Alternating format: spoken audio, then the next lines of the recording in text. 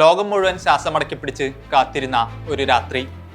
ലോക ഫുട്ബോളിലെ രണ്ട് മഹാമേരുക്കൾ എംബാപ്പയും എർലിംഗ് ഹാലൻഡും നേർക്കുനേർ വരുമെന്ന് കരുതിയ മഹാപോരാട്ടം. പക്ഷേ കളി കാണാനിരുന്ന ഫുട്ബോൾ പ്രേമികൾക്ക് തുടക്കത്തിൽ തന്നെ നിരാശയായിരുന്നു ഫലം. കാരണം നോർവീജിയൻ പോരാളി ഹാലൻഡ് അന്ന് ആദ്യ 11-ൽ ഇല്ലായിരുന്നു. എന്നാൽ നിരാശപ്പെടാൻ ബോസ്റ്റണിലെ കാണികൾക്ക് ഒരൊറ്റ സെക്കൻഡ് പോലും സമയം കിട്ടിയില്ല. കാരണം അവിടെ മറ്റൊരു കൊടുങ്കാറ്റ് വീശിയടിക്കാൻ തുടങ്ങിയിരുന്നു. കിക്ക് ഓഫീസിൽ മുഴുങ്ങി വെറും 20ാമത്തെ സെക്കൻഡ് നോർവേ താരങ്ങൾ ഒന്ന് ശ്വാസമെടുക്കും മുൻപേ എംബാബയുടെ ഒരു വെടിയുണ്ട ഷോട്ട് ക്രോസ് ബാറിനെ പിടിച്ചുകുലുക്കി. ഫ്രഞ്ച് പടയുടെ ഉദ്ദേശം അവിടെ വ്യക്തമായിരുന്നു. നോർവേ പ്രതിരോധം ഭയന്നുവെറിച്ച നിമിഷം കൃത്യം 6ാം മിനിറ്റിൽ കളിയിലെ ഏറ്റവും മനോഹരമായ ആ മാജിക് സംഭവിച്ചു. എംബാബയുടെ കാലുകളിൽ നിന്ന് ഒരു മനോഹരമായ ഡയഗണൽ പാസ്. പന്ത് ചെന്ന് നിന്നത് ഡെംബല്ലയുടെ കാലുകളിൽ. മുന്നിൽ 2 നോർവീജിയൻ ഡിഫൻഡർമാർ. പക്ഷേ ഡെംബല്ല അവിടെ ഒരു മനോഹരമായ ഫേക്ക് മൂവ് നടത്തി. ഒടുവിൽ ആ മാരകമായ ഇടംകാലൻ ഷോട്ട് വലയുടെ ഇടതുമൂലയിലേക്ക്. ഗോൾ കീപ്പർ എഗിൽ സെൽവിക് വെറുമൊരു കാഴ്ചക്കാരൻ മാത്രമായിരുന്നു അവിടെ. ബോസ്റ്റൺ സ്റ്റേഡിയം അക്ഷരാർത്ഥത്തിൽ ആകെ ഇളകിമറിഞ്ഞ നിമിഷം. ഫ്രാൻസ് അവിടെയും നിർത്തിയില്ല. 20ാം മിനിറ്റിൽ വീണ്ടും അതേ മാരക കോമ്പിനേഷൻ. എംബാബയുടെ അസിസ്റ്റിൽ ഡെംബല്ലയുടെ ഒരു പവർഫുൾ ലോ ഷോട്ട്. നോർവേയുടെ വല വീണ്ടും കുലുങ്ങി. സ്കോർ 2-0. പെട്ടെന്ന് കളിയിലേക്ക് തിരിച്ചു വന്നുകൊണ്ട് അസ്ഗാർഡിലൂടെ നോർവേ ഒരു ഗോൾ മടക്കി. സ്റ്റേഡിയത്തിൽ നോർവേ ആരാധകരുടെ ആർപ്പുവിളികൾ ഉയർന്നു.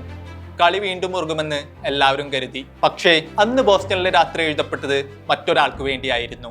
32ാം മിനിറ്റിൽ ഡെംബല്ലെ വീണ്ടും പന്തുമായി ബോക്സിലേക്ക്. അവൻ ഇടതുവശത്തേക്ക് വെട്ടിത്തിരിയുമെന്ന് നോർവേ പ്രതിരോധത്തിന് അറിയാമായിരുന്നു. പക്ഷേ ആ നീക്കത്തിൽ മിടുക്കനായ ഇടംകാലൻ ഷോട്ട് തടയാൻ പ്രപഞ്ചത്തിലെ ഒരു ശക്തിക്കും കഴിയില്ലായിരുന്നു.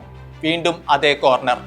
വെറും 32 മിനിറ്റിനുള്ളിൽ ഉസ്മാൻ ഡെംബല്ലെ തന്റെ മാന്ത്രിക ഹാട്രിക് തികച്ച് ആ മാച്ച് ബോൾ സ്വന്തമാക്കി കഴിഞ്ഞിരുന്നു. മറുവശത്ത് നോർവേ ക്യാമ്പിൽ അത് നിശബ്ദതയുടെ നിമിഷങ്ങളായിരുന്നു. തങ്ങളുടെ ജീവശ്വാസമായ എർലിംഗ് ഹാലൻഡിന് വിശ്രമം അനുവദിച്ച കോച്ച് സോൾബാക്കിന്റെ തീരുമാനം ഒരു വലിയ ദുരന്തമായി മാറുകയായിരുന്നു. 2ാം പകുതിയിൽ ഓസ്കാർ ബോബ് ചോര തുപ്പുന്ന പോരാട്ടുവീര്യമായി നേടിയെടുത്ത ഒരു പെനാൽറ്റി കളിയിലേക്ക് ഇമോഷണലായി തിരിച്ചു വരാൻ നോർവേക്ക് കിട്ടിയ അവസാന ലൈഫ് ലൈൻ. ഹാലൻഡിന് പകരം കിക്കെടുത്ത ലാർസന്റെ shot French goalie Mike Maignan പറന്നു തടുത്തപ്പോൾ തകർന്നത് നോർവേയുടെ ഹൃദയമായിരുന്നു. ഡഗ്ഔട്ടിലിരുന്ന് തന്റെ ടീം തകർന്നടിയുന്നത് നോക്കി നിൽക്കേണ്ടി വന്ന ഹാലൻഡിന്റെ ആ മുഖം ഫുട്ബോൾ ലോകത്തിന്റെ ഒരു വലിയ നോവായിരുന്നു. തങ്ങളുടെ രാജാവ് കൂടെ ഉണ്ടായിരുന്നെങ്കിൽ ചരിത്രം മറ്റൊന്നാകുമായിരുന്നു എന്ന് നോർവേ ഇന്നും വിശ്വസിക്കുന്നു. മത്സരത്തിന്റെ അവസാന നിമിഷത്തിൽ ഡെസീറ ഡൗട്ട് കൂടി നോർവേയുടെ നെഞ്ചിലേക്ക് അവസാന ആണിയും അടിച്ചതോടെ ഫ്രാൻസ് 4-1 ആധികാരിക വിജയം പൂർത്തിയാക്കി. ടൂർണമെന്റിൽ ഇതുവരെ